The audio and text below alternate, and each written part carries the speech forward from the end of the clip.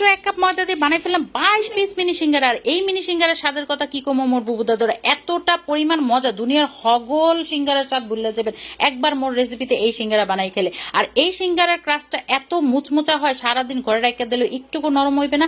রেসিপিটা শেয়ার করে রাখা দেন, যে কোনো সময় কিন্তু আপনাকে কাজে লাগবে। আসসালামু আলাইকুম মোর বুবুরা, তো চলে এই পড়ছে তোমাকে বরিশাল লেবো নতুন একখান জবরদস্ত রেসিপি লই। আর এই ডোটা বানানোর জন্য প্রথমেই লাগবে 1 কাপ পরিমাণের ময়দা, দিয়ে দিব 1/2 চা চামচ পরিমাণের লবণ, দিয়ে দেবো সামান্য একটু চিনি আর 3 টেবিল চামচ পরিমাণের সয়াবিন তেল। এখন এই তেলের লগে ময়দাটারে খুব সুন্দর করে মিলাইয়ে মিশে একাকার করে লাইতে হবে। এমন ভাবে মিলাইতে হবে যাতে এটার মুট করলে একদম শক্ত হয়ে যায়, আবার হাত দিয়ে চাপ দিলে একদম গুঁড়া গুঁড়া হয়ে যায়। এইটা প্রসেসিংটা যত সময় নিয়ে সুন্দর করে করবেন, উপরের যে লেয়ারটা ততটাই খাস্তা আর ক্রিস্পি হইবে। হেই এরপর ট্যাপের নর্মাল পানিতে একটা শক্ত ডো বানাই লইতে হবে। মোর কিন্তু কালো জিরা আগে দিতে মনে নাই, তাও মুই মাঝখানে দিয়ে সুন্দর মতো একটা ডো বানাই লইছি। আর ডোটার এখন রেস্টে রেখে দিব। আর রেস্টে রেখে দিয়ে এখানে আলুর পুড্ডা বানাইতে চলে আসি। পুড্ডা বানানোর জন্য পেঁয়াজ কুচি, কাঁচামরিচ কুচি, নুন দিয়ে সুন্দর মতো একটু বেরেস্তা কালার চলে যাওয়া পর্যন্ত ভাজতে হবে। হেয়ার পর দিয়ে দিতে হবে হলুদের গুঁড়া, মরিচের গুঁড়া, ধনিয়ার গুঁড়া, জিরার গুঁড়া আর 1 প্যাকেট ম্যাগি স্বাদ মশলা। আর দিয়ে দিতে হবে কিছু কাঁচা পেঁয়াজ। হেয়ার পর এটা মশলার সাথে সুন্দর মতো একটু ভাজা ভাজা করে লইতে হবে। ভাজা ভাজা হয়ে গেলে সামান্য পানি আর দিয়ে দেবো কিছু ধনিয়া পাতা দিয়ে সুন্দর মতো মশলাটারে কষাই লইতে হবে যতক্ষণ না পর্যন্ত হগল মশলাগুলো ভাজা ভাজা হয়ে যায়। হেয়ার পর দিয়ে দিতে হবে সেদ্ধ করা আলু, যেটার মুই হাত দিয়ে একটু প্রেস করে দিতে আসি, একটু দানা দানাও থাকবে একটু গলা গলাও থাকবে, এইরকম করে আলুটার প্রেস করতে হবে। হেয়ার পর এই মশলার সাথে সুন্দর মতো মিলাই মিশে একাকার করে লইতে হবে। সময় নিয়ে ভাজালে কিন্তু এই আলুর পুরটা একদম রেডি। আর এই আলুর পুরটা একদম বেস্ট একটা আলুর পুর, মুই গ্যারান্টি দিয়ে কইতে পারি। হেয়ার পর আলুর পুরটা ঠান্ডা হইতে দিয়ে এদিকে মগো ডোটা কিন্তু রেস্টে রাখার ফলে আরো একটু সফট হয়ে গেছে। এখন এই ডো থেকে টোটাল 11টা লেচি কাটতে লইতে হইবে। এই 11টা লেচি থেকে কিন্তু 22টা সিঙ্গারা হয়ে যাবে। এখন এক একটা লেচি লইতে হইবে আর সামান্য একটু গুঁড়া মানে ময়দার গুঁড়া ডাস্ট করে লইতে হইবে।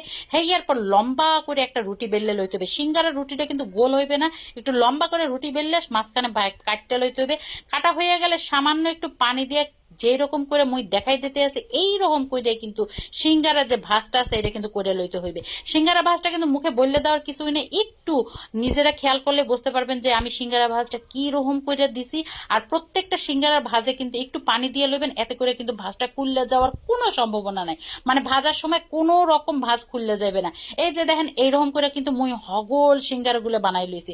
আর আপনারা যদি ওই ভাজটা না দিতে পারেন, একদম সরাসরি মানে হাত দিয়ে চেপে দিলেও এইরকম ভাজটাও কিন্তু সুন্দর লাগে। এই যে দেখেন মোর কিন্তু 22টা সিঙ্গারা একেবারে রেডি। তাই মুই কিন্তু 22টা সিঙ্গারা আজকে ভাজ্যা লবো না, মানে 5-7টা রাইখে দিয়ে বাকিগুলা কিন্তু ভাজ্যা লইছি। আর এগুলা ভাজারও কিন্তু একটু ট্রিক্স আছে। ভাজার সময় তেলটা কিন্তু গরম হওয়া যাবে না, একদমই হালকা কুসুম গরম, আঙ্গুলটা যাতে ডুবাতে পারেন এইরকম গরম তেলের মধ্যে কিন্তু এই সিঙ্গারাগুলারে সময় নিয়ে উল্টাইয়া পাল্টাইয়া ভাজ্যা লইতে হইবে। চুলার আঁচটা থাকবে কিন্তু মিডিয়ামের চেয়ে একটু কম। হেয়ার পর সময় নিয়ে প্রায় 10 থেকে 15 মিনিট সময় নিয়ে কিন্তু এই সিঙ্গারাগুলো করে মুই লাল লাল করে ভাজ্যা লইছে একদম ব্রাউন কালার পর্যন্ত। নিজের পছন্দ মতো কালার হয়ে গেলে কিন্তু এই সিঙ্গারাগুলো আপনারা উড়াই লইবেন। আর এই সিঙ্গারাগুলো উঠানোর সময় যে এত সুন্দর একটা ঘেরান আইতে আসলে বুবু দাদুরা মনে হইতেছিল এই গরম গরমই মুখের মধ্যে ঢুকাই দিই। যাই হোক অগর সিঙ্গারাগুলো উঠাই না লোক হয়ে গেছে। আর আপনারা সিঙ্গারা শব্দ শুনে তো বুঝতে পারছেন যে সিঙ্গারাগুলো কতটা মচমচা হয়েছে। আগে কিন্তু এই সিঙ্গারার লগে পেঁয়াজ আর কাঁচামরিচও দিত, কিন্তু এখন কিন্তু আর দেয় না, পেঁয়াজের যে দাম হয়েছে। যাই হোক এই পেঁয়াজের সাথে লইছি তেঁতুলের চাটনি। আর এই তেঁতুলের চাটনি দিয়ে এই সিঙ্গারাটা যে খাইতে কি পরিমাণ মজা, যখনই মুখে দিছি মনে হয়েছে যে বোম ব্লাস্ট হয়েছে, মানে স্বাদের বোম ব্লাস্ট হয়েছে। মোর বুবু দাদুরা রেসিপি ভালো লাগলে লাইক কমেন্ট শেয়ার দিতে বলবেন না। দেখা হবে পরবর্তী কোনো ভিডিওতে, সেই পর্যন্ত ভালো থাকবেন, ধন্যবাদ।